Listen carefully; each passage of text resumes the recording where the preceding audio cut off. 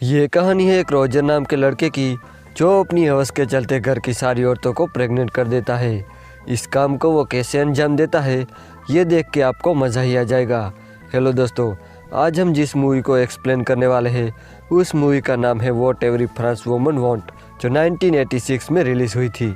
Movie की शुरुआत में हम रोजर को देखते हैं जो अपनी स्कूल की छुट्टियों में घर आ रहा होता है और उसे लेने के लिए उस घर की मेड मिस लपिता आई हुई थी। जब वो उसे बच्चा समझकर इग्नोर कर देती है।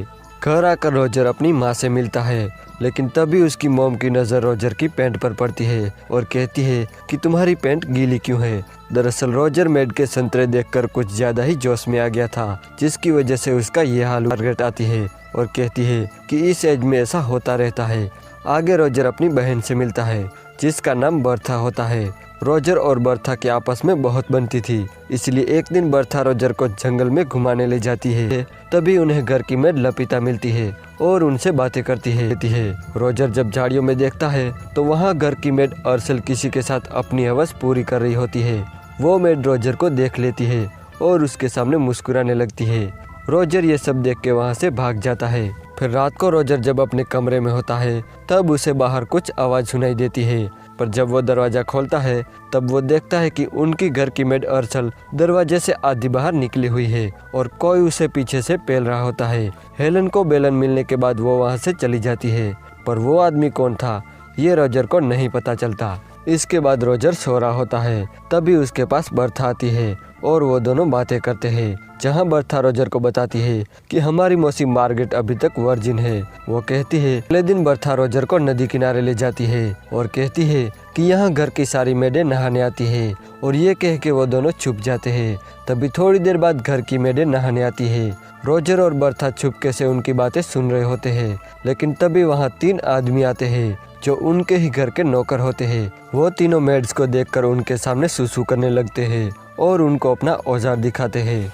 आगे हम देखते हैं कि शहर से रोजर के फादर घर पे आते हैं और उनके साथ रोजर की बड़ी बहन एलिसा भी थी। घर के सभी मेंबर उनका वेलकम करते हैं। एलिसा भी सबके गले मिलती है, पर जब रोजर की बारी आती है तब वो उसे सिर्फ हेलो बोलकर घर में चली जाती है। यहाँ रोजर को काफी बुरा लगता है कि उसके साथ ये मतभेद क्यों हो रहा है। तभी थोड़ी देर बाद उसके पास बर्था आती है और वो रोजर को चर्च में ले जाती है, जहाँ वो दोनों छुपके से उनकी मौसी की बातें सुनते हैं। उनकी मौसी फादर के पास अपने गुनाह कबूल करने आई है।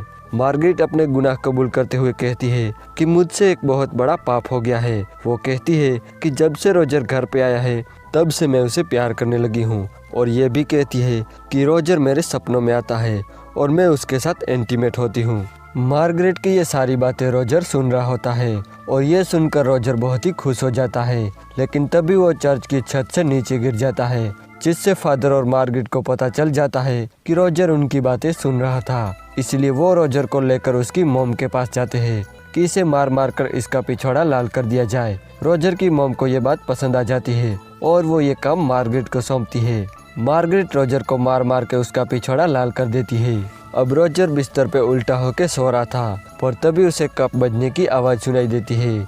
जब वो अपने रूम से बाहर जाके देखता है तो इस बार भी हेलन दरवाजे पर अटकी हुई थी और कोई पीछे से हेलन को बेलन दे रहा था। हेलन का काम हो जाने के बाद वो वहाँ से चली जाती है, पर रोजर को अभी भी नहीं पता था कि आखिर वो बंदा है कौन जो सरेआम हेलन को पेल रहा था।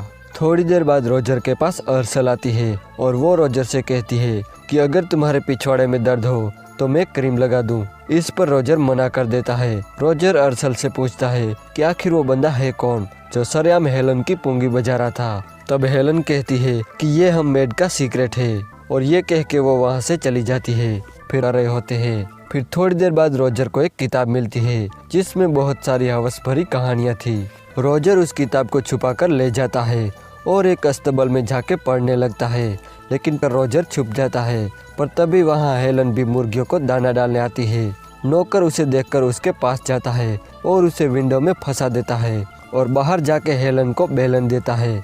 बेलन के पड़ते ही हेलन चिल्लाने लगती है, इसलिए रोजर उसकी हेल्प करने जाता है, पर हेलन उसकी हेल्प लेने से मना कर देती है क्योंकि उसे भी अब मन। फिर थोड़ी देर बाद एलिस अपने कमरे में आती है और उस बुक को ओपन करती है, पर गंदी फोटो देखकर वो शर्माने लगती है और उस बुक को छुपाकर बाहर जाके अकेले में पढ़ने लगती है। रोजर देखता है कि घर के सभी लोग चरम सुख का आनंद ले रहे थे और वो अकेला ही था जिसके हाथ अभी तक कुछ नहीं लगा था, इसलिए वो के लिए मान जाती है। अब जब वो करने ही वाले होते हैं, लेकिन तभी घर की एक मेड आ जाती है जिसे देखकर रोजर वहाँ से भाग जाता है। अब यहाँ भी रोजर को कुछ नहीं मिलता, इसलिए अब उसे मिस लपीते का ख्याल आता है और वो उनके पास जाता है और पीछे से उन पे हमला कर देता है।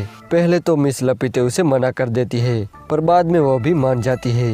लेकिन तभी वहाँ एक पोस्टमैन आता है और वो उन्हें खबर देते हुए कहता है कि जर्मनी और फ्रांस के बीच जंग छिड़ गई है। अब यहाँ भी रोजर का काम अधूरा रह जाता है और अब उस घर के सभी मर्दों को जंग में जाना था, इसलिए वो लोग घर में एक पार्टी रखते हैं। पर यहाँ पर मिस्टर फ्रैंक उन्हें कहते हैं कि उन्हें अस्थमा है, इसलिए वो जंग में नहीं जा रहे अब रात को, क्योंकि अगली सुबह उन्हें जंग में जाना था। वहीं रोजर मायूस होकर उन्हें देख रहा था। अब अगली सुबह सारे मर्द जंग पर चले जाते हैं। उनके जाते ही रोजर अर्सल के पास जाता है और उसे पेल देता है। अगदर को बताती है कि मेरे हस्बैंड मेरे साथ अलग अलग पोजीशन में करते हैं और मुझे अच्छा भी लगता है, लेकिन कभी कभी मेरे दिल में ख्याल आता है कि मैं कोई पाप कर रही हूँ। ये सुनकर चर्च का पादरी उन्हें कहता है कि तुम अपने पति के साथ कुछ भी कर सकती हो और इसमें कोई पाप भी नहीं है। अगले सीन में हम घर की एक मेड केट को देखते हैं जो नदी किनारे बैठी होती है। तभी वहाँ रोजर आता है और उसे भी वहीं पर पेल देता है।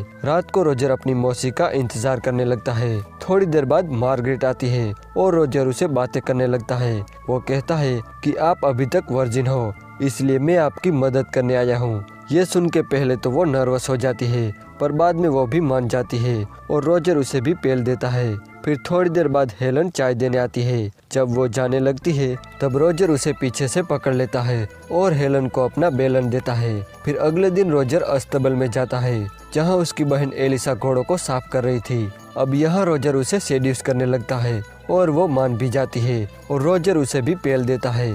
अब रोजर के कमरे में लड़कियों की लाइन लग गई थी, एक जाती थी तो दूसरी आती थी। कभी कभी तो रोजर एक साथ 3 लड़कियों को अंदर बुलाता था। एक दिन एलिसा रोजर को बताती है कि वो प्रेग्नेंट है।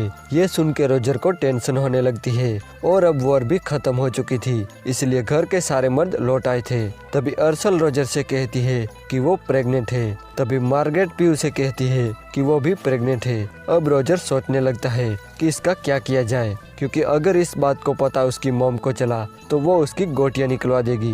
रोजर एलिसा से कहता है कि वो अपने मंगेतर के पास जाकर उसे सेड्यूस करे ताकि सबको लगे कि ये बच्चा तुम्हारे मंगेतर का है। इसके बाद वो अलीसा के बेड पर जाके रेड नेट पॉलिश लगा देता है ताकि उसके मंगेतर को लगे कि अलीसा वर्जिन है। अब रोजर मार्गरेट के पास जाता है और उसे कहता है कि वो मिस्टर फ्रैंक से अपनी पुंगी बजवाए ताकि उन्हें लगे कि ये बच्चा उनका है। और अर्सल तो गांव के एक आदमी से शादी कर लेती है। इसके बाद तीनों औरतों की शादी हो जाती है और उसी रात एक बार फिर से रोजर हेलन को अपना बेलन देता है। हॉस्टल जाते टाइम हेलन उसे कहती है कि वो भी प्रेग्नेंट है, तो रोजर कहता है कि तुम्हारे लिए भी कोई आदमी ढूंढना होगा। तब हेलन कहती है कि मुझे तो घर के सभी मर्दों ने पेला है और मुझे जो भी पसंद आएगा मैं उस पर ये इल्जाम लगा दूंगी। और यहीं पर यह मूवी एंड हो जाती है। दोस्तों, अगर आपको ये वीडियो अच्छा लगा तो प्लीज इस वीडियो को लाइक कर देना और चैनल को सब्सक्राइब करना मत भूलना।